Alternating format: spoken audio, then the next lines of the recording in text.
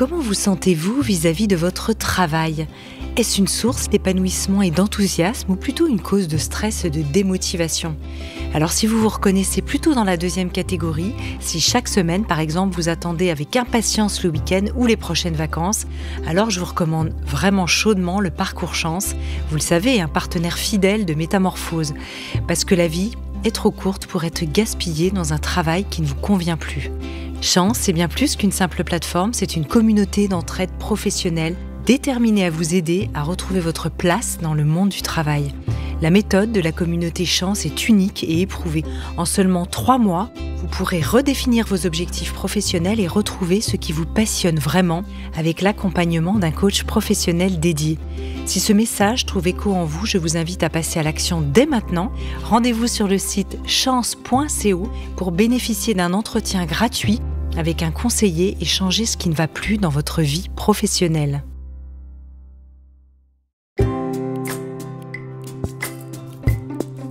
Bienvenue dans le Best-of Métamorphose, une série spéciale qui vous permet de découvrir ou de redécouvrir les épisodes les plus écoutés de Métamorphose.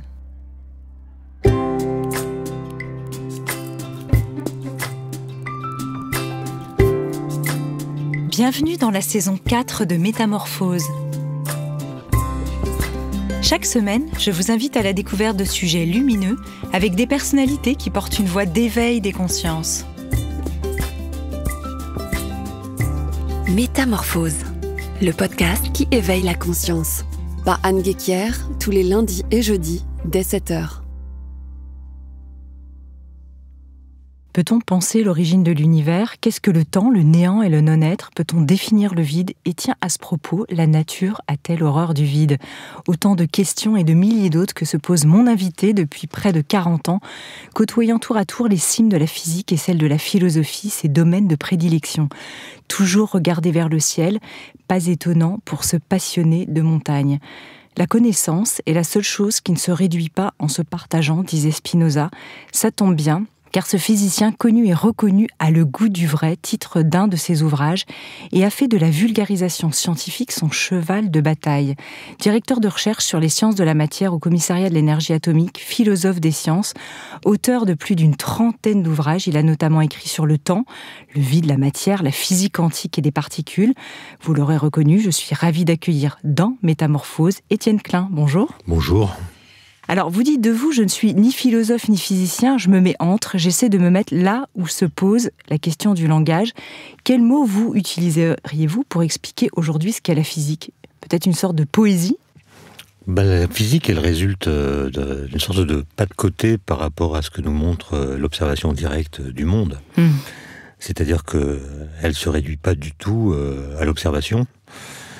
Si vous regardez toutes les grandes découvertes qui ont été faites à partir du XVIIe siècle, avec des gens comme Galilée, Newton et tous les autres qui suivent, c'est toujours des gens qui inventent des stratagèmes intellectuels pour faire en sorte que le monde décoïncide avec ce qu'il nous montre.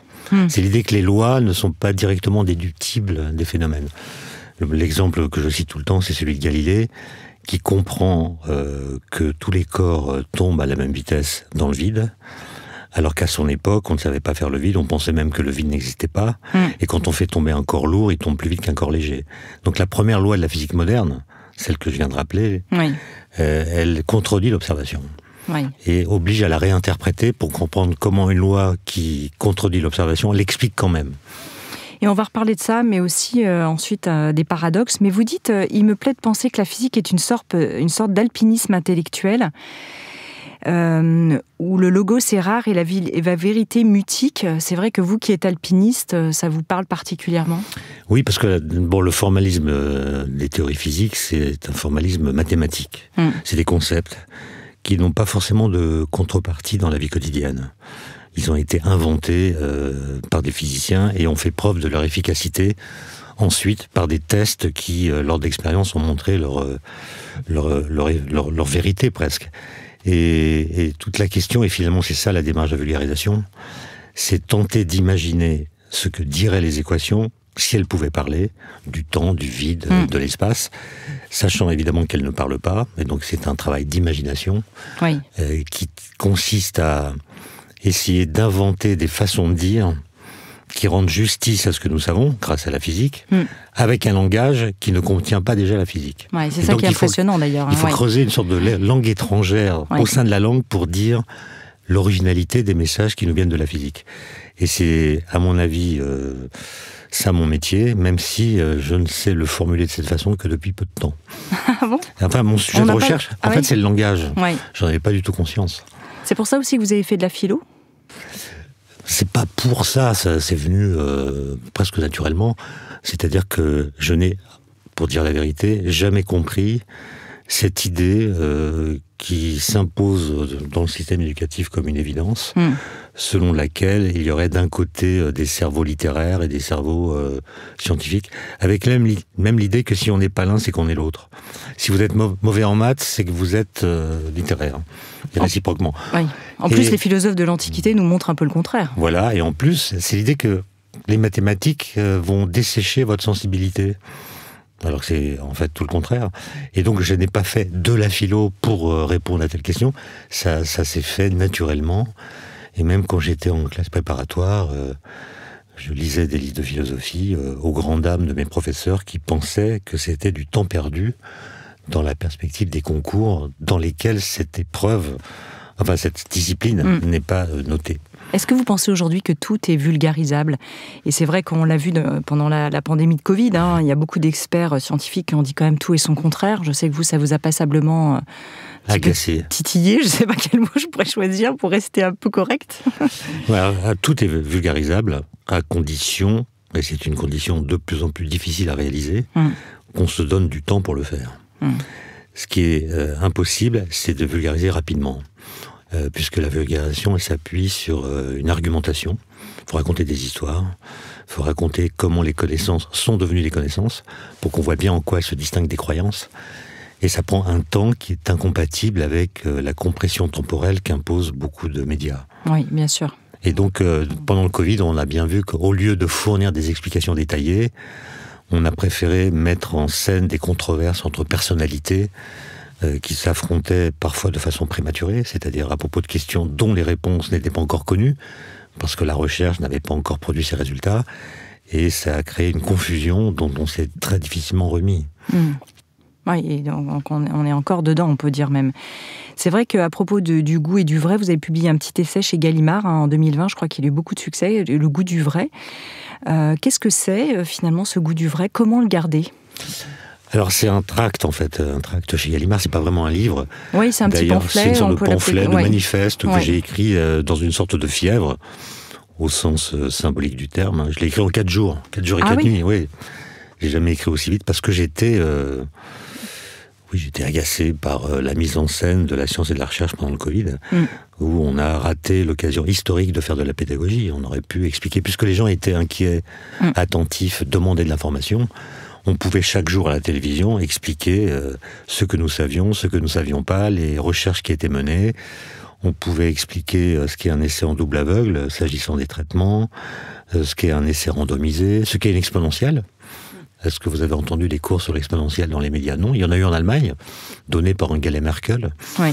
Nous, on n'a pas eu ça, et ça a créé de la confusion, comme je l'ai dit, et je pense qu'on a raté vraiment une occasion historique de montrer ce qu'est la science, ce qu'est la recherche, c'est pas la même chose. Oui. Peut-être qu'on y reviendra. Oui, absolument. Et le goût du vrai, c'est une expression que j'ai empruntée à Nietzsche. Nietzsche, dans un livre qui s'appelle « Humain trop humain », consacre un chapitre très court, une page, à l'avenir de la science. Et il dit cette phrase « Le goût du vrai va disparaître à mesure que la vérité garantira moins de plaisir ». Et donc... Là, ça fait écho aux recherches aussi de Sébastien Boller sur le striatum. Absolument. Et en fait, comme on est soumis à un déluge d'informations, et ça c'est très nouveau dans l'histoire de l'humanité, notre cerveau sait pas trop bien comment gérer ça, et il a tendance à déclarer vraies les idées ou les informations qui lui plaisent, indépendamment de leur vérité. Oui. Et donc, je trouve qu'on est dans un système de captation de l'attention par lequel chacun d'entre nous, en quelques clics, peut créer son chez-soi idéologique, c'est-à-dire construire sa communauté numérique qui rassemble des gens qui pensent comme lui, qui croient comme lui, qui s'abreuvent aux mêmes sources que lui, et des algorithmes très rapidement peuvent identifier vos tropismes intellectuels, vos façons de penser, vos engagements politiques, vos habitudes de consommateurs, et vous proposer immédiatement des articles, des vidéos qui vont dans le sens de ce que vous pensez déjà. Oui. Or, la pensée, c'est toujours une pensée critique. C'est une pensée qui argumente, qui répond aux arguments qui viennent la contredire. Bref, c'est une dialectique entre ce qu'on croit, ce qu'on sait, et puis ce qu'on entend dire ici ou là. Et vous me posez la question, comment garantir le goût du vrai aujourd'hui ? J'ai pas d'autre réponse que par un travail de la vérité, très compliqué par le fait que dans les mêmes canaux de communication, aujourd'hui circulent des connaissances, scientifiques ou autres, des croyances, des opinions, des avis, des commentaires, des bobards, et on n'a pas le temps d'aller vérifier les sources de toutes ces choses. Et ces choses ont des statuts très différents, mais par le fait qu'elles circulent ensemble, leurs statuts respectifs se contaminent. La différence entre une croyance et une connaissance n'est pas toujours très apparente. Entre un commentaire, un avis, une opinion et un avis éclairé, il n'y a pas toujours de grande différence apparente. Ouais, ça pose vraiment cette question aujourd'hui, qu'est-ce que la vérité ? Je crois que c'est Barack Obama, dans son livre, son très gros livre de biographie, parlait de ce goût justement de la vérité, en disant on avait l'impression que les politiques autrefois avaient peut-être un certain goût de la vérité qu'on n'a plus aujourd'hui. Bon, il y a toujours eu des mensonges en politique, un politicien. Lui disait ça de sa stature. Oui. Oui, alors il faut s'entendre sur le mot vérité. Moi, je ne parle pas de vérité transcendantale, la vérité avec un grand V. Je ne sais pas ce que c'est. Je parle de vérité dites scientifiques, qui sont des vérités qu'on peut toujours contester, à condition d'avoir des arguments scientifiques pour le faire. Oui. Pour moi, ce que j'appelle la vérité, c'est la bonne réponse à une question bien posée. Donc c'est des vérités très locales, et on sait bien qu'il en existe. Par exemple, il est vrai que la Terre est ronde. Voilà, elle n'est pas sphérique, elle n'est pas plate, elle est ronde, elle est un peu aplatie au pôle. Il est vrai que l'atome existe. Il est vrai que les espèces vivantes évoluent. Il est vrai que l'univers observable est en expansion. Voilà. Ça, c'est des choses que, à ma connaissance, on ne peut pas contester avec des arguments scientifiques. Oui, c'est ça. Vous parlez de la science qui reste incomplète, vous en parliez à l'instant, et tout à l'heure, vous disiez qu'il ne faut pas confondre science et recherche. J'aimerais bien qu'on revienne là-dessus, c'est important. C'est pour moi une différence capitale qui n'a pas été prise en compte pendant le Covid, justement. La science, je l'ai dit, c'est un corpus de connaissances qui constitue les bonnes réponses à des questions bien posées. Bon. C'est pas des vérités absolues, elles peuvent être remaniées, même si je doute qu'un jour on croira ou on pensera que la Terre est plate. Bon. Mais ce corpus de connaissances, il est par construction incomplet, et nous le savons. Oui. C'est-à-dire qu'il pose des questions dont nous savons que nous n'en connaissons pas les réponses. Nous, les scientifiques, mais personne d'autre. Existe-t-il une vie extraterrestre ? Personne n'en sait rien. Donc on fait des recherches. Est-ce que le neutrino est identique à sa propre antiparticule ? On n'en sait rien, donc on fait des recherches. Et donc, vous voyez que le moteur de la recherche, c'est le doute. Mais c'est un doute très particulier. C'est un doute qui vient du fait que nous savons que nous ne savons pas. Donc c'est un doute qui est lié à la connaissance, et pas à l'ignorance. C'est la connaissance de l'ignorance. C'est la connaissance de ce qu'on ignore qui constitue le doute moteur de la recherche. Et ce doute, évidemment, il va se déplacer, puisqu'à mesure qu'on trouve des réponses, eh bien, d'autres questions surgissent, pour lesquelles il y a un nouveau doute qui vient s'installer. Donc le doute, c'est le moteur et le combustible de la recherche. Et quand on confond la science et la recherche, comme on l'a beaucoup fait, alors le doute qui est consubstantiel à la recherche vient coloniser l'idée même de science.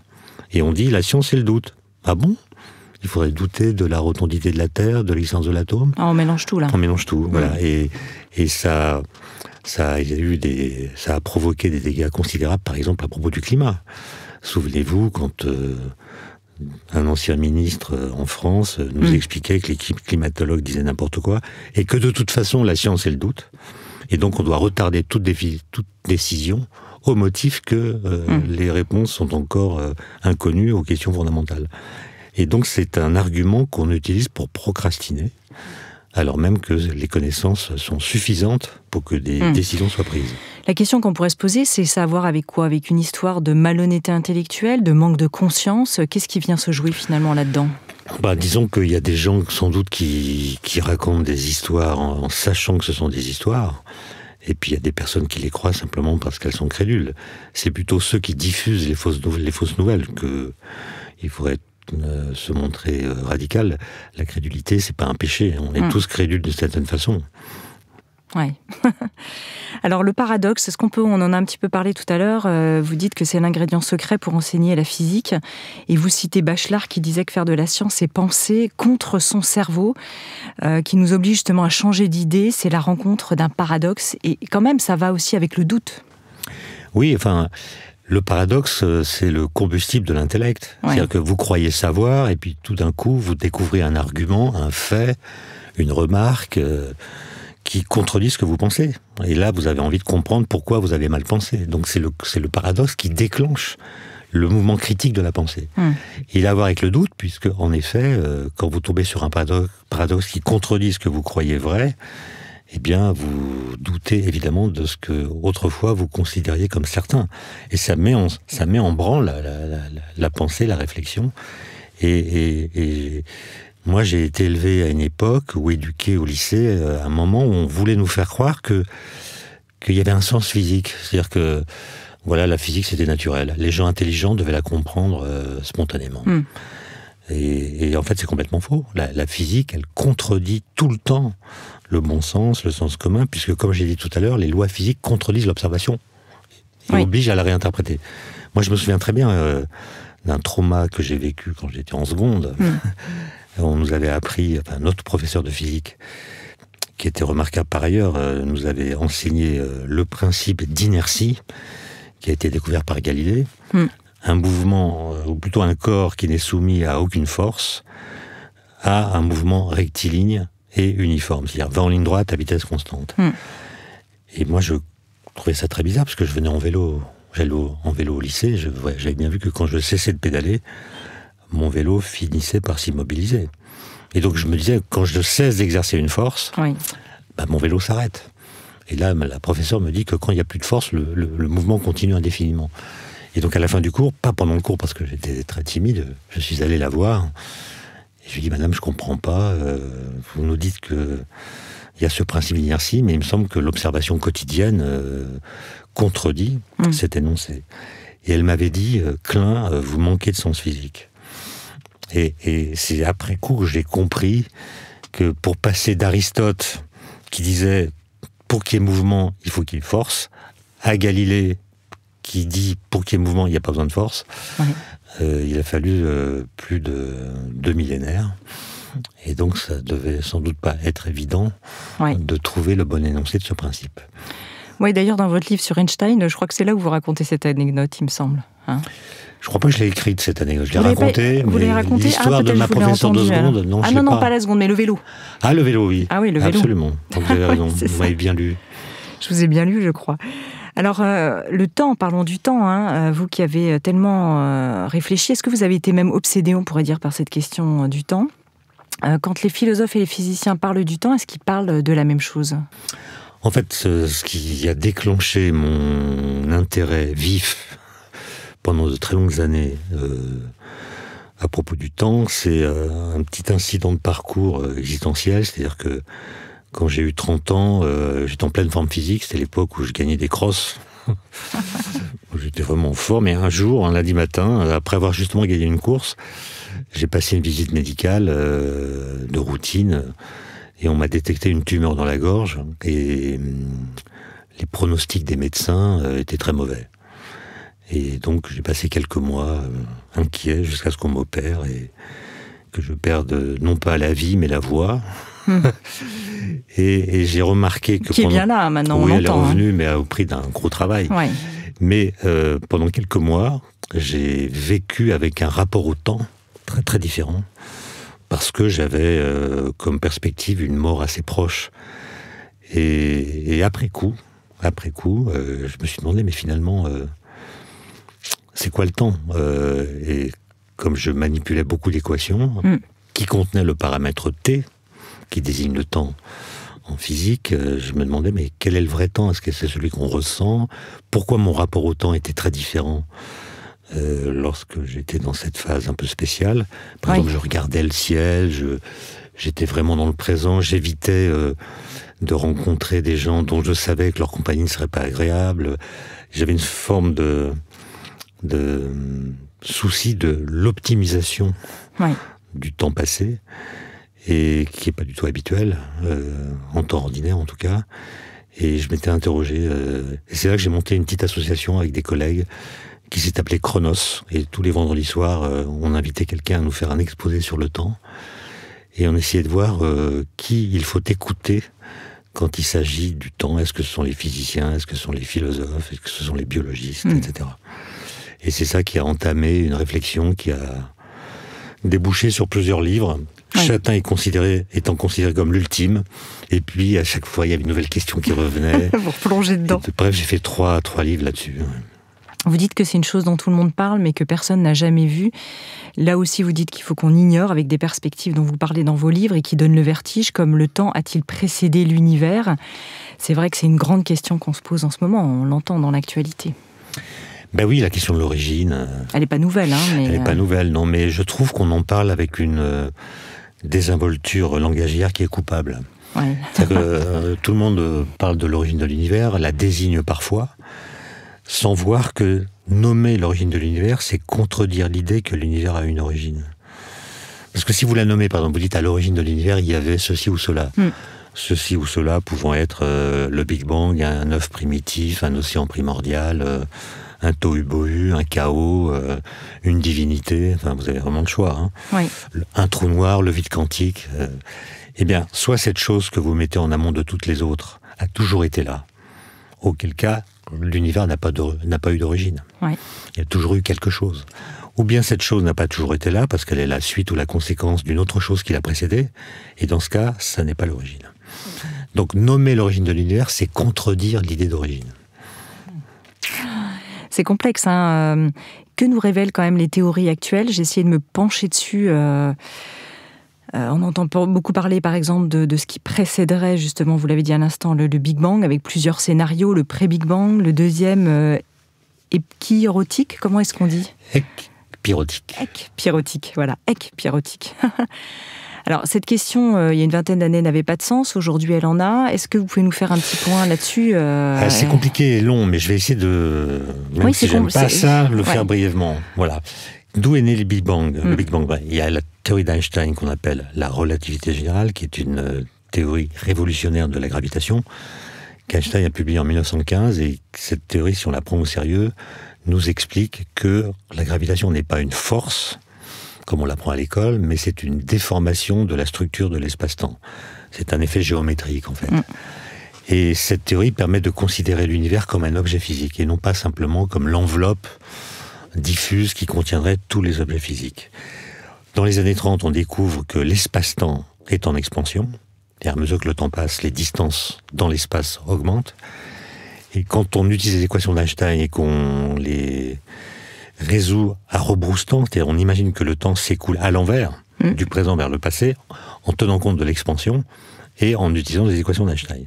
Et bien les équations montrent qu'on aboutit, quand on extrapole vers le passé aussi loin que possible, à un univers qui se réduit de plus en plus. Je parle de l'univers observable. Il est de plus en plus chaud, il est de plus en plus dense, et à la fin, il se réduit à un seul point. Donc son volume est nul, sa température est infinie, et on associe cela à l'instant zéro. Et c'est ça qu'on a appelé le Big Bang, qui est censé être l'explosion qui a engendré tout ce qui existe, l'espace, le temps, la matière, la lumière, etc. Ça a à voir aussi avec ce qu'on appelle un point de singularité ? C'est exactement ça, c'est une singularité, puisque la température associée est infinie, et quand il y a un infini qui apparaît, on parle de singularité. Et c'est comme cela qu'il a été expliqué dans les années 50 du siècle passé, et nommé Big Bang par dérision par un astrophysicien, Fred Hoyle, qui s'opposait à cette idée. Mais c'est le mot Big Bang qui est resté, et vous remarquerez qu'on en parle toujours de cette façon. Quand on parle du Big Bang, on parle de l'origine, on se pose la question de savoir ce qu'il y a eu avant, etc. Or, cette façon de le questionner est évidemment passionnante, mais elle est prématurée. Pourquoi ? Parce que quand vous extrapolez mathématiquement, à partir des équations d'Einstein, vers le passé, il y a un moment où les particules qui sont présentes dans l'univers ont tellement d'énergie qu'elles vont subir les autres interactions fondamentales, électromagnétiques, les forces nucléaires, qui ne sont pas décrites par les équations d'Einstein, qui elles ne décrivent que la gravitation. Oui. Et donc même si vos calculs sont mathématiquement justes, ils deviennent physiquement faux, au sens où ils ne décrivent pas tous les processus physiques que décrivent les particules à partir d'un certain moment dans l'histoire de l'univers. Et pour décrire ces autres interactions, il faut utiliser ce qu'on appelle la physique quantique. Et le moment en amont duquel nous savons que les équations d'Einstein deviennent incomplètes, c'est ce qu'on appelle le mur de Planck. Et pour franchir le mur de Planck, c'est-à-dire pour décrire ce qui s'est passé avant le mur de Planck, eh bien, il faut réussir à marier d'une façon ou d'une autre la physique quantique et la relativité générale. Et quand on le fait, il y a plein de pistes à l'ébauche, la théorie des supercordes, la gravité quantique à boucle, le vide quantique, c'est-à-dire peu importe le modèle, dans tous les cas... D'univers renversé, j'ai même lu. Quand on essaie de l'appliquer à l'avant-mur de Planck, la singularité dont nous parlions disparaît. Ça ne veut pas dire que l'univers n'a pas d'origine, ça veut dire que ce qu'on appelait le Big Bang n'est pas l'origine. Oui. D'ailleurs, vous dites qu'Aristote défendait l'absence de commencement en invoquant le principe selon lequel rien ne surgit de rien. Absolument. On n'a absolument pas la preuve que l'univers a une origine. Oui. Ce qu'on est capable de décrire, ce sont les origines de l'univers. Et quand on parle d'un pluriel, c'est qu'on ne parle pas de l'origine. On parle des premières phases. On parle de... Et ça, c'est une histoire qu'on peut raconter. En fait, on peut raconter l'histoire de l'univers entre le mur de Planck et aujourd'hui. Et cette histoire-là a duré 13,7 milliards d'années. Mais en amont du mur de Planck, on ne sait pas. Il faut admettre qu'on ne sait pas. Oui. Et donc on ne sait pas si l'univers a une origine ou si ce qu'on appelle le Big Bang n'est qu'une transition entre un univers d'avant et puis l'univers actuel en expansion dans lequel nous sommes. Je trouve qu'intellectuellement ou psychologiquement ou même vibratoirement, émotionnellement, on pourrait le dire de plein de manières, je trouve que ça décloisonne en fait quelque chose d'avoir cette vision quand on vous entend. Absolument. Moi, je pense que la vraie question, c'est où est-ce qu'on va Oui. D'où on vient, bof. Quel est le sens ? Imaginez, je pense qu'il y a l'illusion que le commencement serait un commandement. D'ailleurs, c'est une remarque de Hegel. Tout commencement est un commandement. C'est-à-dire que si on a l'illusion que si on savait exactement comment les choses se sont passées, ça commanderait le sens de nos vies. On saurait d'où on vient, comment on doit se tenir, pourquoi nous sommes là, on connaîtrait le sens de l'existence si on connaissait l'origine. Et je ne crois pas que ce soit vrai. Je pense que le fait de savoir qu'on ne sait pas, c'est beaucoup plus confortable. C'est comme pour la mort. Personne ne sait ce qu'est la mort. Personne ne sait ce qu'a été l'origine de l'univers. Et on ne connaît pas notre heure. Et ça nous met dans une espèce de flou, à la fois scientifique et artistique, qui féconde l'intensité existentielle de nos vies. C'est ça. Ouais, absolument. C'est beau d'ailleurs dit comme ça. On va le garder en citation, je crois. Ouais, très belle impro, on la gardera en citation. Pour parler de votre autre sujet de prédilection, Étienne Klein, vous qui êtes hyperactif, d'ailleurs vous êtes arrivé dans le studio en disant « je suis fatigué, je fais trop de choses ». Est-ce que vous parvenez désormais à faire le vide, comme vous le suggérez, votre voisine, suggestion qui est quand même le point de départ de votre essai, qui s'appelle, je rappelle, « Ce qui est sans être tout à fait essai sur le vide ». Oui, c'est vrai que j'avais rencontré cette voisine qui s'appelait Aladine, qui est malheureusement décédée, mais qui était une personne très chère, une très vieille dame, très, très vive, avec lesquelles j'avais des discussions passionnantes. Et un jour, elle me trouvait un peu fatigué. Elle m'avait dit « Étienne, vous devriez apprendre à faire le vide ». Et c'est ça qui m'a fait basculer de la question du temps vers la question du vide. Dans les deux cas, il s'agit de mots très anciens. Le mot temps, le mot vide... on les trouve chez les Grecs, mais ce qu'on met derrière ces mots n'a cessé de changer au gré des révolutions scientifiques. Ah oui, ça c'est fascinant quand on lit votre essai. Voilà, et que le vide, ce qu'on appelle le vide n'a cessé de changer. Et donc j'ai tenté en effet d'explorer cette histoire du vide. Et pour répondre à votre question, est-ce que je suis capable de faire le vide ? La réponse est malheureusement non.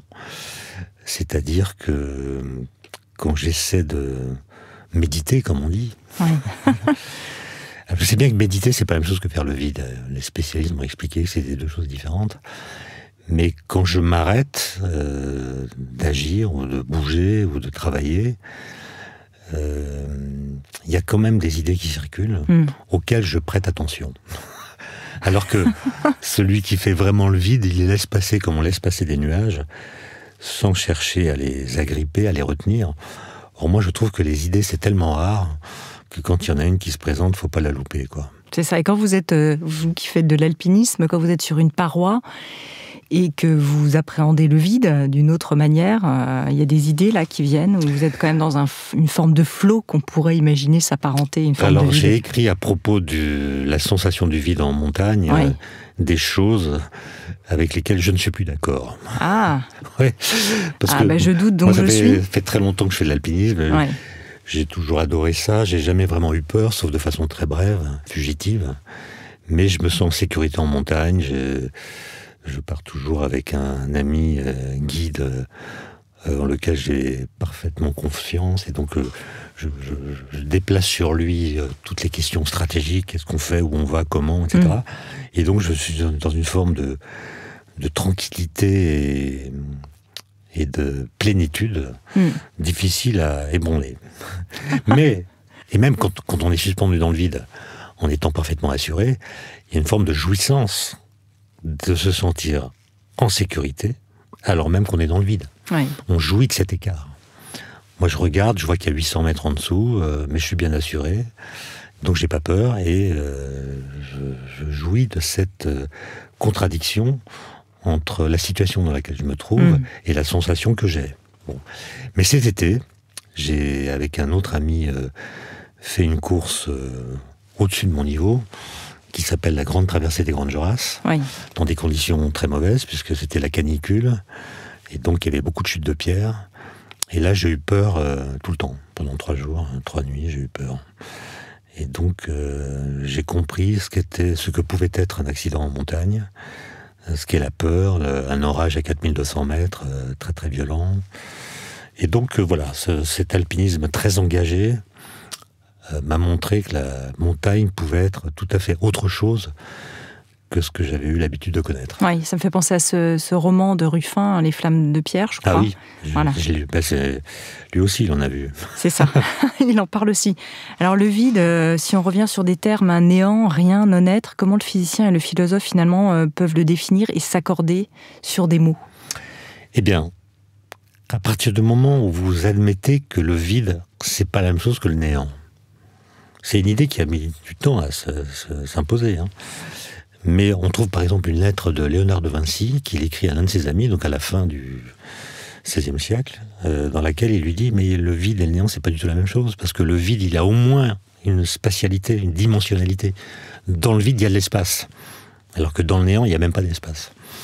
Donc le vide, c'est pas rien. Ça, c'est compliqué déjà à saisir, ce que vous venez de dire. Absolument, mais par exemple, dans des très vieux dictionnaires, on trouve cette définition, le vide, c'est ce qui reste quand on a tout enlevé.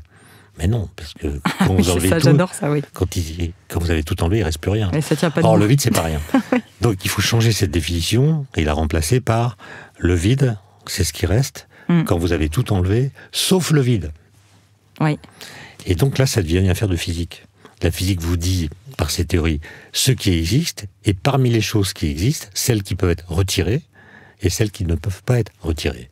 Et ce qu'on appelle le vide, c'est ce qui reste quand vous pouvez retirer tout ce qui peut être retiré. Et ça dépend des théories. La physique quantique n'a pas le même vide que la mécanique de Newton, que la théorie de la relativité, etc. Finalement, est-ce que Pascal le définirait assez bien quand il dit « le vide tient le milieu entre le néant et la matière ». Est-ce que ce serait pour vous une des meilleures définitions du vide? Absolument, à condition de remplacer le mot vide par le mot vide quantique.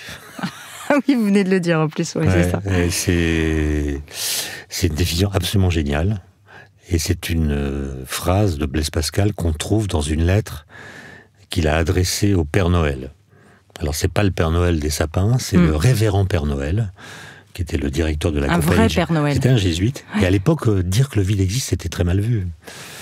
Et ce Père Noël avait écrit un livre intitulé « La plénitude du vide ». Et donc il expliquait que le vide ne pouvait pas exister parce que dès qu'il existe, il est colonisé par de la matière. Et Blaise Pascal lui a répondu une longue lettre à la fin de laquelle on trouve cette phrase « Le vide tient le milieu entre le néant et la matière ». Et cette idée de milieu, elle est centrale, si j'ose dire, chez Pascal, puisqu'il dit la même chose de l'homme. L'homme, il tient le milieu entre l'infiniment petit, l'infiniment grand, etc. Et moi, j'ai lu d'ailleurs à l'occasion de ce livre le Traité du vide de Blaise Pascal, qui est un ouvrage incomplet, un texte absolument génial, et qu'il a écrit à 23 ans. Et ce qui est marrant, c'est que dans ce livre, ou bien dans la correspondance qu'il a avec le Père Noël, il ne cesse pas de faire la distinction entre le vide et le néant. Il ne faut pas les confondre, etc. Or, quand il écrit les pensées, à 38, 39 ans, notamment le chapitre sur le divertissement, où il dit qu'en fait, l'homme se divertit par peur du néant, ou par peur du vide. Il emploie les deux mots comme si c'était synonyme. Oui. Alors que quelques années plus tôt, il les distinguait radicalement. Et je trouve ça extraordinaire de constater que c'est le même homme qui a découvert que la nature n'a pas horreur du vide, et qui a découvert que l'homme, lui, a horreur du vide et se divertit pour échapper au vide. Autrement dit, le divertissement est dans notre vie l'équivalent de ce qu'est la pression atmosphérique dans la nature. La pression atmosphérique, c'est ce qui rend difficile l'apparition du vide, parce que dès que vous faites le vide dans une enceinte, dès qu'il y a un petit orifice, la pression atmosphérique fait que l'air va rentrer pour empêcher que le vide se manifeste. Oui. Donc la pression atmosphérique, c'est ce qui rend difficile la fabrication du vide, et c'est l'équivalent du divertissement dans notre vie. C'est-à-dire que le divertissement, c'est ce qui empêche que nous ayons conscience du vide ou du néant qui nous menace. Alors si vous nous avez suivis, vous êtes très fort. Si vous ne nous avez pas suivis, je vous invite, parce que c'est passionnant, vous décrivez aussi cette expérience que vous venez de décrire dans votre essai sur le vide, justement, de manière plus détaillée. Oui, non, c'est une phase cruciale dans l'histoire c'est ce qu'on appelle la querelle du vide, qui a duré quelques années, entre 1642 et 1647. C'est absolument crucial. Et la question, est-ce que le vide existe, a été posée là, discutée par les plus grands, Descartes, Gassendi, Roberval, Blaise Pascal, évidemment. Et dans le Traité du vide, il y a un petit chapitre incroyable de Blaise Pascal où il explique que on a tort de dire qu'un nourrisson tète le sein de sa mère ou de sa nourrice et aspire le lait. Il n'aspire rien du tout. En fait, ce qui se passe, c'est que la succion du nourrisson va diminuer la pression à l'intérieur de sa bouche. Et donc la pression dans sa bouche va être différente de la pression à l'extérieur, la pression atmosphérique. Et c'est la pression atmosphérique qui va appuyer sur le sein et faire sortir le lait. Ah donc, oui, ça a été une révélation pour moi de lire ça quand même. Donc le bébé en question, il ne fait que recueillir le lait qui gicle hors du sein grâce à la différence de pression entre celle qui existe à l'intérieur de la bouche et celle qui vient de la pression atmosphérique. Et donc, on ne peut pas téter un sein en altitude, parce que la pression atmosphérique est trop faible pour qu'elle puisse faire gicler le lait hors de la mamelle. Alors, quelle altitude? Ce serait aussi la question. Parce qu'on imagine qu'il y a des mamans qui allaitent leur bébé sur des plateaux... Comme personne n'a envoyé de bébé au sommet de l'Everest, je pense qu'à partir de 4000 mètres, ça doit être difficile. Oui, très bien. Alors, puisqu'on a parlé tout à l'heure de physique quantique, quand même, je ne peux pas vous avoir sous la main et qu'on n'en parle pas de manière un peu plus approfondie. Étienne Klein, le français à l'INSPE, vient de recevoir le prix Nobel de physique, qui est réputé quand même le plus complexe à avoir, c'est ça? Le prix Nobel? Oui. Bah oui, c'est pas simple. Non, de physique.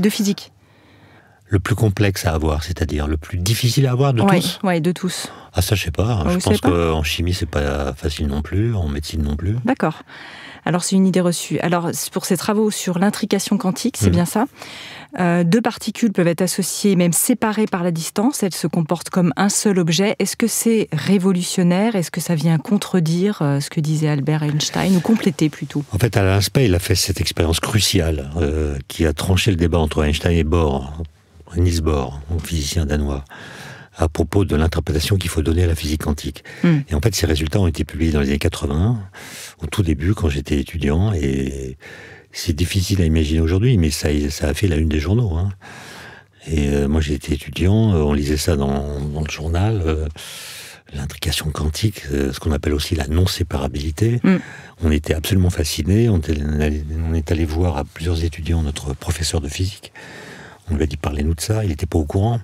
Donc avec quelques autres étudiants, on a rassemblé, il n'y avait pas Internet à l'époque, je le précise, on a rassemblé les articles importants, l'article de 1935 d'Einstein et de ses deux collègues Podolsky et Rosen, l'article EPR, l'article le plus cité de l'histoire de la physique. On est allé chercher la réponse de Niels Bohr à cet article, puis les articles de John Bell, etc. Et on a fait un cours à la promotion, racontant tout cela, et ça a suscité beaucoup de vocations. Et dans ma promotion, il y a pas mal d'élèves qui ont décidé de faire de la physique à cause du choc provoqué par cette découverte.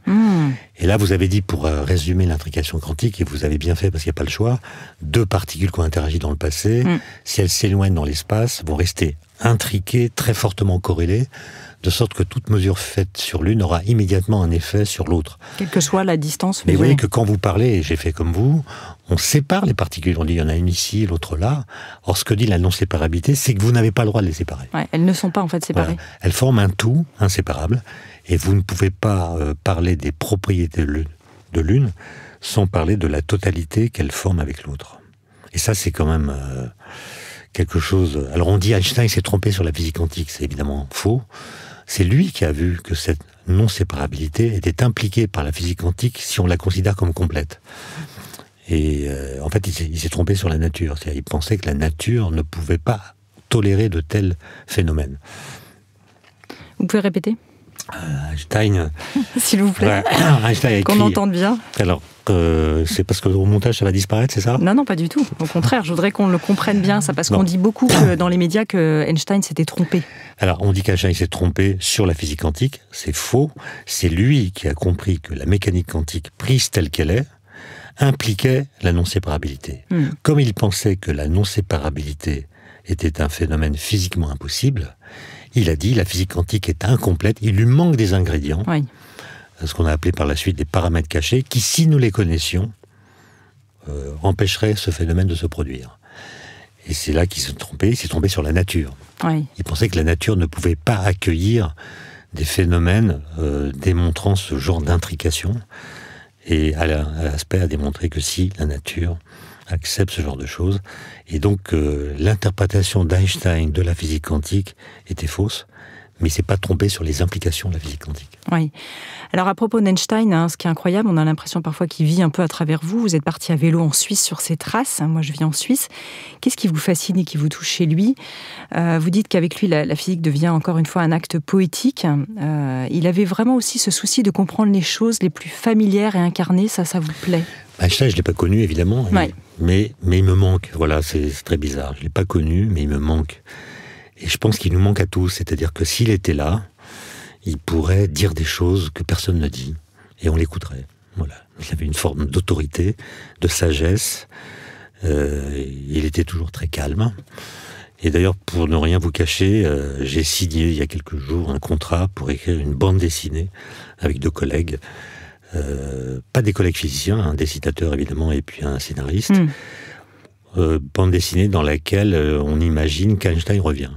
Il revient. On s'en régale d'avance. Et on le balade un peu partout, à des endroits symboliques, pour lui faire découvrir ce qu'est devenu le monde depuis sa mort.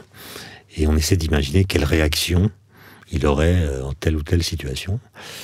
Et ça va être l'occasion d'imaginer ce qu'il pourrait nous dire s'il connaissait notre situation. Ouais, c'est ça. Bon, elle sortira à quel moment ? En 2024. Ah, en 2024, il va falloir être patient. Alors, c'est vrai que vous êtes gré, on le sent profondément, Einstein, de cette découverte miraculeuse. Le monde a quelque chose de quantique, celle de cette nature ondulatoire et corpusculaire de la lumière, vraiment. Ben Einstein, voilà, il a... Comment dire ? J'aime pas en parler brièvement. Mais c'est une sorte d'intellectuel total, Einstein. Grand physicien, mais aussi intellectuel, puisqu'il s'est exprimé sur beaucoup de sujets. Il n'est pas devenu fou alors qu'il avait de quoi. Il a quand même subi des attaques d'une violence incroyable.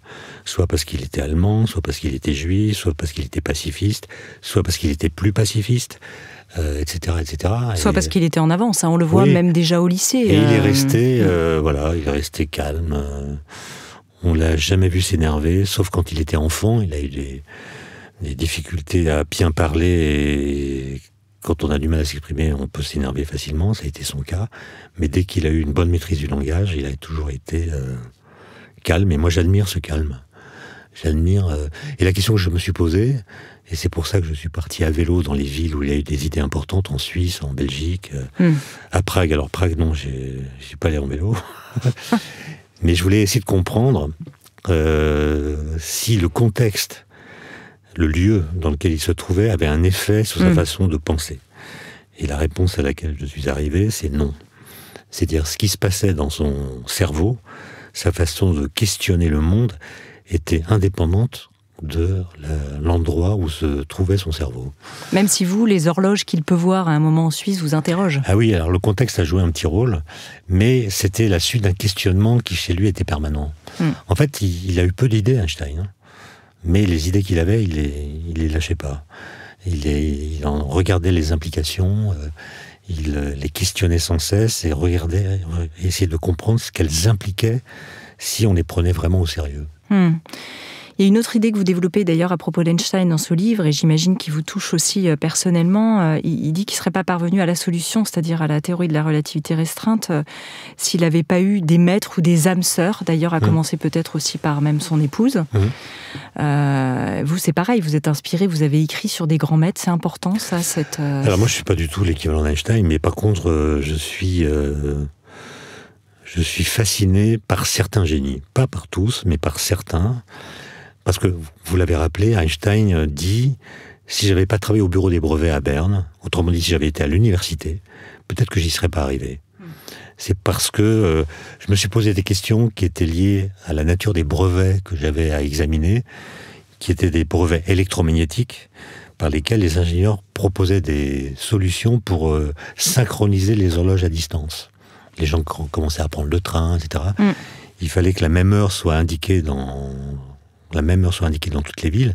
Et la question, c'est comment on fait pour synchroniser des horloges à distance. Donc les ingénieurs travaillent là-dessus, et c'est Einstein, en regardant ses brevets, qui a vu qu'il y avait un petit problème avec l'interprétation de l'époque de l'électromagnétisme, et ça va le mener à la théorie de la relativité restreinte. Donc le contexte a joué, mais Einstein avait des collègues. Il y en avait 26, si ma mémoire est bonne, et c'est lui qui a trouvé le truc. Donc un génie, c'est pas quelqu'un qui est tout le temps génial. C'est quelqu'un qui, à propos d'un problème particulier, va développer une façon de réfléchir, une forme d'intelligence qui va le distinguer des autres. D'ailleurs, vous êtes ému dans son livre par la céleste lignée de la matière du présent qui vient de vertigineusement loin. Vous nous expliquez ça, je trouve ça génial, parce qu'à un moment donné, dans ce périple avec Einstein qui vit, que vous faites vivre à travers vous, et ce périple en Suisse, en Belgique, etc., vous êtes ému par cette céleste lignée, vous revenez là-dessus. Quand je bois de l'eau, je suis ému, moi. Moi, je comprends, moi aussi. Quand j'étais au Népal, je me suis perdu en faisant de la montagne, et j'ai connu cette épreuve terrible qu'on appelle la soif. Ah oui ? Ouais, et du coup, quand j'ai pu à nouveau boire, j'ai considéré cette substance magique qu'est l'eau comme sacrée presque. Et en fait, l'eau c'est quoi ? C'est H2O. Eh bien, il faut se dire que l'hydrogène, qui constitue une partie des molécules d'eau, a été fabriqué dans les premières minutes de l'univers primordial, donc peu de temps après le Big Bang. Donc les molécules, ou plutôt les atomes qu'on absorbe là, ont 13,7 milliards d'années. Et puis l'oxygène, lui, il a été fabriqué dans une étoile il y a quelques milliards d'années. Et donc, quand vous buvez quelque chose qui vient à la fois pour une partie de l'univers primordial et pour l'autre partie d'une explosion d'étoiles. Ça change l'ambiance. Ouais, ça change l'ambiance. Et comment ne pas trouver ça à la fois merveilleux, miraculeux, et ne pas être émerveillé par ça. C'est vrai que c'est prodigieux. Par ça et par le fait qu'on l'a compris. Oui, bien sûr. Le fait qu'on est parvenu à le savoir, c'est une découverte qui résulte de notre compréhension de ce qu'on appelle la nucléosynthèse, donc la formation des atomes, des noyaux, au cours de l'histoire de l'univers. Soit dans l'univers primordial pour les atomes légers, soit dans les étoiles, disons, entre guillemets, normales pour les éléments un peu plus lourds, et soit dans les supernovas, les explosions d'étoiles pour les éléments les plus lourds. Alors hélas, on approche de la fin de ce podcast. J'aurais bien aimé, on parle beaucoup en ce moment de synchronicité. Vous avez écrit sur le hasard. Est-ce que vous auriez peut-être une définition à nous donner, ou la vôtre aujourd'hui, sur le hasard ? Eh bien non.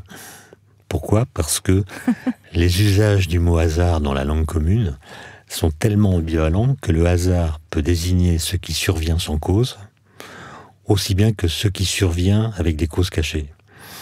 Donc le hasard peut signifier à la fois le hasard pur ou bien le destin. Plus peut-être Jung d'ailleurs sur les causes cachées. Voilà, donc quand vous dites que c'est du hasard, soit c'est quelque chose de parfaitement déterminé dont les causes vous sont inconnues, soit c'est ce qui n'a pas du tout de cause.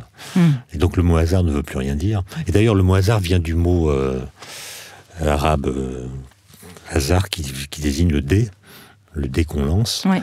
Qu'on assimile au hasard, justement. Voilà, et en fait, le mouvement du dé, il est parfaitement déterministe. Autrement dit, ce qui symbolise pour nous le hasard est un objet dont l'évolution, le mouvement, est parfaitement déterministe. Simplement, ce qui fait que c'est telle phase du dé qui va se montrer sur la table après le jet que vous faites est déterminé par plein de causes tellement nombreuses que vous ne pouvez pas les traiter ensemble. Du coup, cette multiplicité de causes qui agissent étant capable de produire des effets imprévisibles, vous dites que c'est du hasard. En fait, c'est complètement déterminé. C'est que les causes en question vous sont cachées. Je ne sais pas si j'étais clair, mais... Si c'est clair, est-ce qu'on pourrait dire que c'est quand même une forme de paradoxe ou pas ? Ou pas du tout ? C'est une forme, en tout cas, d'ambivalence. D'ambivalence, oui, plutôt. Le mot est plus juste, oui, effectivement. Et parfois, il y a des rencontres qui relèvent du pur hasard, auxquelles vous aimez, ou à propos desquelles vous aimez croire qu'en fait... elles sont le résultat d'une puissance destinale. Je pense aux rencontres amoureuses. Vous dites pas, j'ai rencontré une telle, par hasard, on est tombé amoureux. Non. Vous allez dire, non, on était prédestinés à tomber amoureux. D'ailleurs, dans son dernier livre, qui sort bientôt, Frédéric Lenoir, ou qui vient de sortir, revient sur cette histoire de l'âme sœur, qui pense que c'est une ineptie, mais c'était un autre sujet. Alors, en conclusion, quelques petites questions rapides. Vous adorez cette devise, tout finit par s'arranger, même mal. Je trouve ça génial. Oui, ça console beaucoup de choses. Oui, ça console beaucoup de choses. En conclusion, pourquoi est-ce que vous aimez les scarabées à ce point-là ?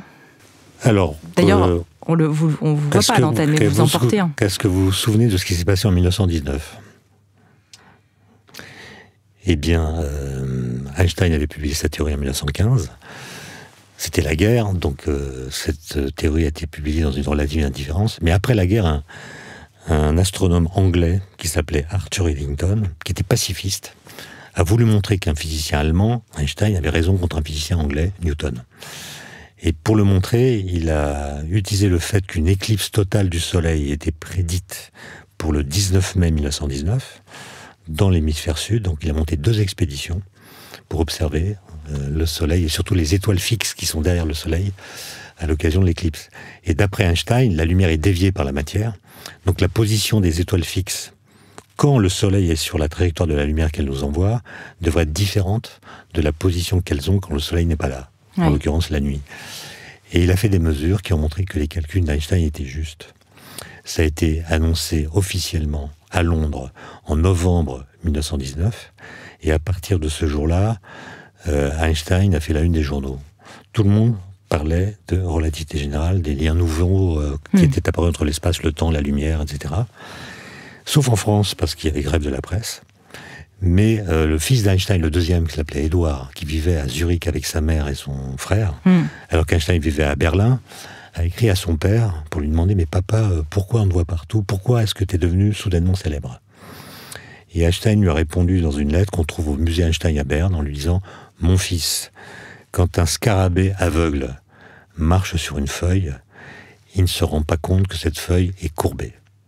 Et moi, ton père, j'ai compris ce que le scarabée aveugle ne peut pas voir, à savoir la courbure de l'espace. » Voilà pourquoi j'ai un scarabée. S'il avait parlé d'une fourmi, j'aurais mis une fourmi.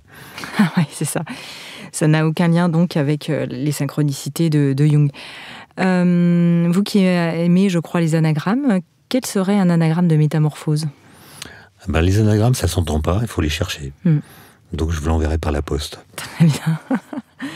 Alors, je rêvais de vous interviewer un jour, hein, je le dis quand même, et puis en travaillant cette interview, je me dis que c'était un peu de la folie pour moi qui n'y connaissais rien à la physique, tant d'érudition et de connaissances, tant de livres publiés, mais vous avez l'art de la vulgarisation et de rendre certainement aussi les autres intelligents. Alors, merci infiniment pour tout ça, pour distinguer la connaissance d'une simple croyance. Il est donc plus que jamais nécessaire de prendre de la hauteur et de retrouver le goût du vrai. Merci infiniment, Étienne Klein. On peut citer deux de vos livres. C'est Ce qui est sans être tout à fait, c'est sur le vide et ses métamorphoses, justement, et le pays qu'habitait Albert Einstein. Et pour celles et ceux qui veulent aller plus loin et découvrir votre bibliographie complète, rendez-vous sur etienneklein.fr. Est-ce que je peux ajouter que la bande dessinée sur Einstein s'appellera L'éternité béante? Ah, très bien d'avoir le titre. Qui est l'anagramme de Albert et Étienne. Oh, excellent. Voilà, parfait. La boucle est bouclée. Merci beaucoup. Merci à vous. Si vous avez aimé ce podcast, n'hésitez pas à lui donner 5 étoiles sur Deezer et surtout abonnez-vous gratuitement sur votre plateforme préférée pour ne manquer aucun épisode. Découvrez mes invités en avant-première sur Instagram à l'adresse Métamorphose Podcast et abonnez-vous aussi gratuitement dès maintenant à la newsletter Métamorphose pour être au courant de nos conférences, ateliers et de nos dernières actualités. Pour ça, rendez-vous sur notre nouveau site www.métamorphosepodcast.com. Métamorphose, le podcast qui éveille la conscience. Par Anne Guéquière, tous les lundis et jeudis, dès 7h.